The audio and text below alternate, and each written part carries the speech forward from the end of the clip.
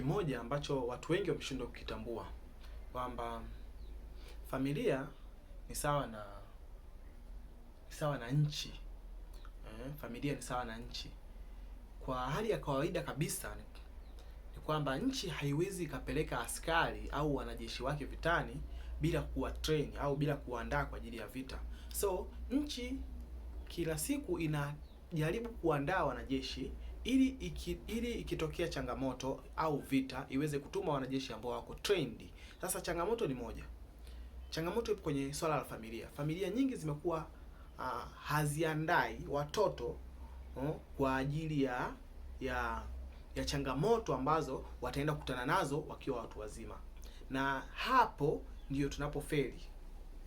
Wazazi wetu wanapofeli, kwamba watoto hawaandaliwi kwa ajili ya kwenda kukutana na changamoto. Kwa hiyo unakuta mtoto akikutana na changamoto anakuwa legelege, anashindwa kustahimili, mwisho wa siku anarudi nyuma, anashindwa kuendelea mbele.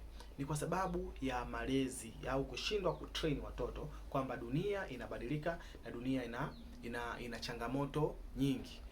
Na hii ni kwa kutambua kwamba wazazi wapo, lakini dunia haiko sawa, kwa sababu mara zote dunia huwa ina namna ya kunyamazisha watu. Kwa hiyo kuna namna tu ambayo mtoto anaweza akakutana na changamoto ambazo zitamnyamazisha mtoto na zitanyamazisha wazazi wake.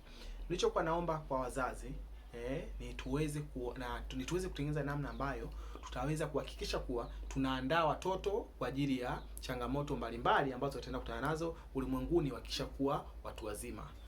Thanks a lot. I'm Matthew, mwalimu na rafiki yako katika maisha.